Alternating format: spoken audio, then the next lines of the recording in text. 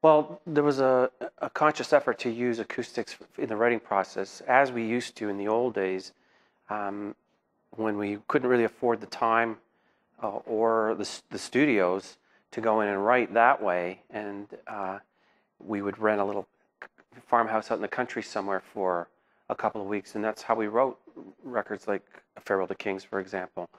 And Getty and I would write everything on a couple of acoustic guitars. So it's kind of going back to that um, more organic approach to writing. It's very obvious on an acoustic whether something works or not, and if it doesn't, you know right away. But if it does, it really connects with you, I think.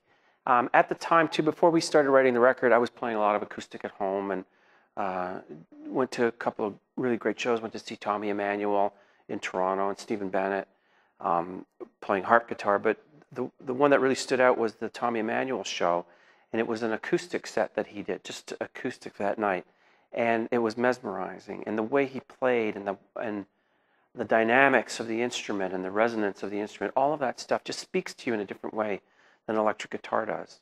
And I just thought that for this whole writing project and the way this record was shaping up in our minds, it was really the right way to go. And always the intention was to replace most of the acoustics with electric. I mean, it was it was a guitar part, and it would become electric guitar parts. But as we built those tracks, the acoustic element became so important to the nature and character of the song, and it just seemed like the right thing to incorporate the acoustic with the electric in as many places as we could. Primarily, I used the a Garrison GC50. That's their concert single cutaway guitar. Garrison's, if you don't know who Garrison is, they're a small company out of Newfoundland in Canada, but they make a wonderful instrument. All the bracing on the inside of the guitar is made with composite materials and not wood. So it's an interesting sound to it and an interesting resonance to the guitar. And they're beautiful to play, and I really like them. And being Canadian, I like to, support the homeboys. And also one of their 12-string GC 50 guitars, a Gibson J150, a J55 tuned to a Nashville tuning, and a Larrivee, a small body Larrivee that I have that has a very bright, very clear, articulate sound to it. Well, first of all, I have a recording studio at home, and before we left for Allaire, I spent a few days just organizing things and getting set. I brought a bunch of heads into the control room and just tidied up and got organized. Being a Virgo, I have to do this, otherwise I go mental.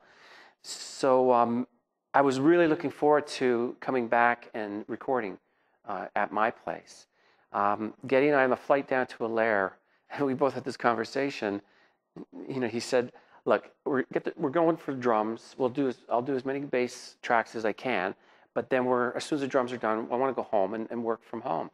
We got to Allaire, and it had such a great vibe to it. It was a wonderful place to play, and great staff, and the grooms were excellent. Everything about it was perfect for us. But of course, with doing my guitars at my place, I didn't bring anything. I brought a couple of guitars, a couple of acoustics, and a couple of amps. And fortunately, Nick brought all the stuff that he had. And they had lots of stuff there. And then we had stuff shipped down from home as well. But Nick had a couple of Marshall combos, a Marshall 20 and a Marshall 50 combo, 212s. We had a Bogner cabinet there. We had one of these guys, the Switchblade, which I made great use of, Triamp by Hughes and Kettner as well. We had an orange, vintage orange. We had a beautiful AC 30 that Nick owned, 1965. Sounded great. We used that for a lot of the cleaner tones, even the dirty, clean tones. We had a JC 120 there, a Rivera we had, and a Buddha, I think. So we had a real great selection of amps and some great vintage stuff. And I think that really helped us achieve the kinds of sounds that we wanted from the guitar. To my ear, a lot of the more rock stuff these days has a very similar character to it. it's almost, well, it's always like that. It's very popular, that rectifier with a PRS kind of combination, and it's great. But I wanted something a little different, something that was a little more classic in its character, really. You know what? That was primarily it. The Electric Mistress and the Mutron for the effects that we used on the record. Any chorusing effects I either got on the JC120 or else I got it on the Switchblade. And I kind of am leaning towards that more these days, of playing pure tones and then adding something after, rather than running through the whole line and recording it that way. So there's a little more flexibility, and that's always a prudent course to take, I think, when you're recording. However, there were some songs where I wanted to get a particular effect, and of course we dialed it in. And I have to say the Switchblade is really great for that. It's got the effects on it are really, really good, and there's a great tone to that amp.